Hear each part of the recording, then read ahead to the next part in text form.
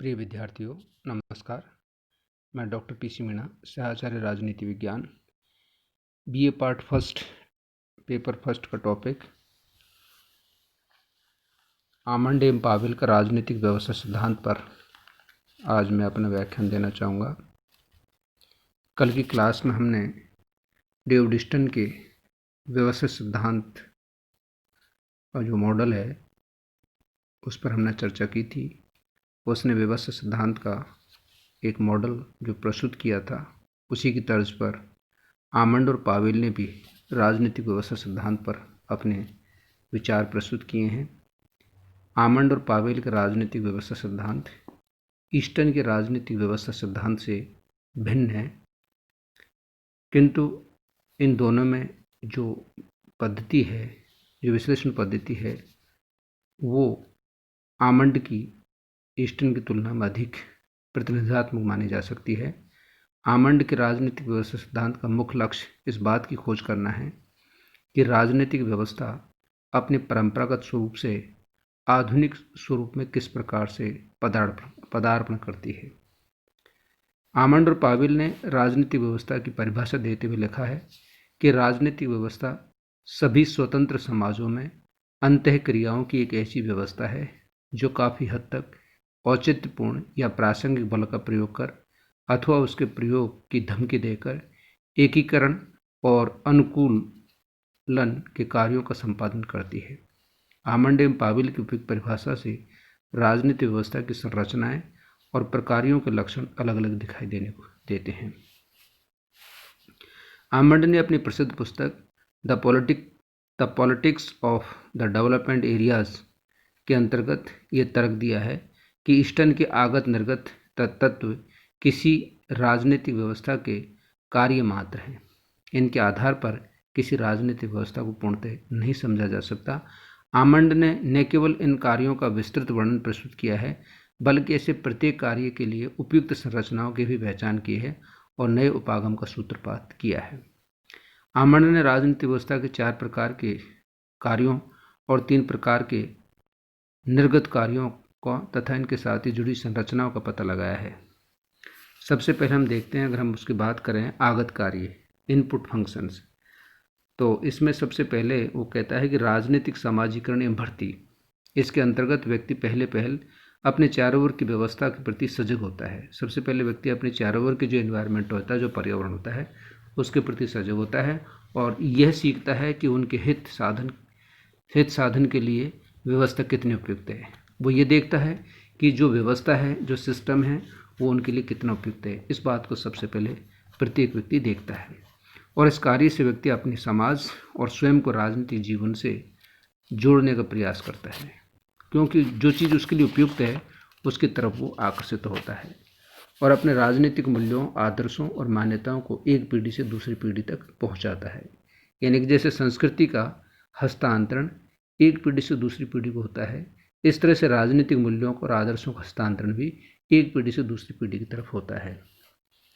राजनीतिक व्यवस्था में इस कार्यों को संपन्न करने वाले संरचनाएं परिवार, मित्र मंडली, शिक्षण संस्थाएं और राजनीतिक आदि होते हैं। ये ऐसे हैं जैसे परिवार है, परिवार में व्यक्ति सीखता है। एक बच्चा, छोटा बच्चा परिवार में रहकर बहुत कुछ सीखता है और फिर वो आगे चल करके बाहर की संस्कृति को भी सीखता है। मित्र मंडली है, उनसे भी हम सीखते हैं। शिक्षण संस्थाएं हैं और राजनीतिक जो दल हैं, इनसे भी हम सीखते हैं। तो धीरे धीरे हम इसे सीख करके और फिर अगली पीढ़ी को हमको सिखाते हैं। तो इस तरह से जिस तरह से संस्कृति का पीढ़ी दर पीढ़ी हस्तांतरण होता है, इस तरह से राजनीतिक व्यवस्था के जो मूल्य हैं या जो आदर्श हैं राजनीति के, उनको भी हम पीढ़ी दर पीढ़ी हस्तांतरित करते हैं। भर्ती वह प्रक्रिया है जिसके अंतर्गत राजनीतिक समूह अपने लिए नए सदस्य बनाते हैं, पुरानों की जगह नए नियुक्त करते हैं, चुनाव में नए मतदाताओं के साथ लेते हैं। इनके अतिरिक्त राजनीतिक दलों में पदों पर तथा अधिकारी तंत्र के पदों पर नियुक्ति इसी प्रक्रिया का अंग है। भर्ती की संरचनाएं, उपयुक्त संरचनाएं परिवार, मित्र मंडली, शिक्षण संस्थाएं, राजनीतिक दल आदि हो सकते हैं, जो आसानी से हमें सिखाते हैं और संस्कृति को आगे बढ़ाते हैं। अगला है हित समूहीकरण। इसके अंतर्गत समाज की मांगों को एकजुट किया जाता है ताकि उन्हें मांगों पर व्यवस्था का ध्यान आकर्षित किया जाता है। ये मांगें एकत्रितकृत होकर मुद्दों का रूप धारण करती हैं जिन पर राजनीतिक कार्यवाही आवश्यक हो जाती है। अगला है हित स्पष्टीकरण। इस प्रक्रिया के अंतर्गत लोगों के विचारों, अभिवृत्तियों आदि को राजनीतिक व्यवस्था के प्रति निश्चित मांग में वर्णित किया जाता है। इस कार्य की संरचनाओं के रूप में दबाव समूह, हित समूह के अतिरिक्त राजनीतिक दलों के कार्यक्रम, चुनाव अभियान, जनसंचार के साधन अपनी भूमिका निभाते हैं। राजनीतिक संचार इस प्रक्रिया के अंतर्गत विभिन्न समूहों की मांगों और मांगों का समर्थन, यानी विभिन्न समूहों की क्या मांगें हैं और मांगों का कितना समर्थन है और कितना विरोध है, राजनीतिक व्यवस्था को उसको पहुंचाया जाता है और व्यवस्था द्वारा जरूरी सूचनाएं, विवरण और निर्णय जनसाधारण तक पहुंचाए जाते हैं। वस्तुतः ये कार्य आगत और निर्गत कृत्य के बीच संपर्क सूत्र की भूमिका निभाता है। अब आता है निर्गत कार्य, आउटपुट फंक्शन। ये तो है इनपुट फंक्शन। अब आता है आउटपुट फंक्शन क्या है। इससे नियम का निर्माण होता है, यानी कि आमंडन राजनीतिक व्यवस्था के 3 निर्गत कार्य बताए हैं। एक तो क्या है कि नियम निर्माण, नियम अनुप्रयोग और नियम अधिनिर्णय। ये संरचनाएं सरकार के परंपरागत कार्य, जिन्हें शासन की परंपरागत संरचनाएं क्रम से विधायिका, कार्यपालिका और न्यायपालिका के संपन्न करती हैं। इन कार्यों या प्रकारों संरचनाओं के आधार पर आमंड ने प्रतिपादित किया कि राजनीतिक व्यवस्था के निर्गत प्रकार्य तो सरकारी प्रणालियों तक संपन्न करती हैं, किंतु आगत कार्य प्रकार्य गैर सरकारी प्रणाली संपन्न करती है। इसलिए आमंड की मुख्य दिलचस्पी आगत कार्यों के विश्लेषण में थी, क्योंकि इन औपचारिक संरचनाओं पर परंपरागत अध्ययन में ध्यान नहीं दिया गया था। इनके विश्लेषण के आधुनिक उपागम को सार्थक करता है।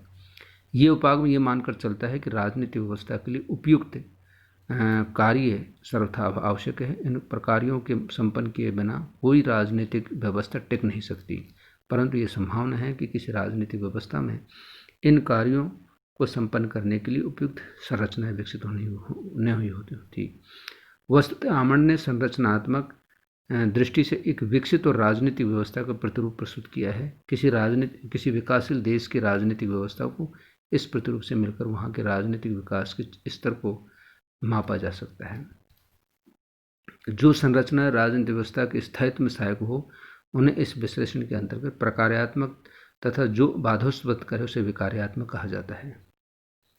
तुलनात्मक राजनीतिक विश्लेषण में राजनीतिक व्यवस्था के संरचनात्मक प्रकार्यात्मक उपागम का अत्यंत उपयोग सिद्ध हुआ है, क्योंकि इससे उन राजनीतिक व्यवस्थाओं की तुलना हो सकती है जो एक दूसरे से सर्वथा भिन्न है, किंतु यह उपागम यथास्थिति को ही उचित ठहराता है, परंतु इसका कोई सरोकार नहीं है। अतः राजनीति की समस्याओं के अध्ययन हेतु उपयुक्त नहीं, ये केवल राजनीतिक विकास को जानने तक सीमित रूप से उपयोगी सिद्ध हो सकता है। तो इस तरह से हम बच्चों देखते हैं कि आमंड और पावेल ने जो राजनीतिक व्यवस्था का सिद्धांत दिया है, दोनों ने उसको अलग अलग समझाने का प्रयास किया है, दोनों ने उसको अलग अलग रूपों में देखने का प्रयास किया है। लेकिन मेन जो इसका जो एक रूप है वो ये है कि राजनीतिक व्यवस्था को चलाने के लिए, इस सिस्टम को चलाने के लिए इनपुट और आउटपुट का होना जरूरी है। इसके साथ में जो जनसंचार के साधन है, जो फीडबैक है, उसका होना भी जरूरी है, तभी एक व्यवस्था स्थायी रह सकती, चल सकती है। अन्यथा क्या है कि ऐसी व्यवस्थाओं का टूटन जो होता रहेगा। आज बच्चों इतना ही, धन्यवाद।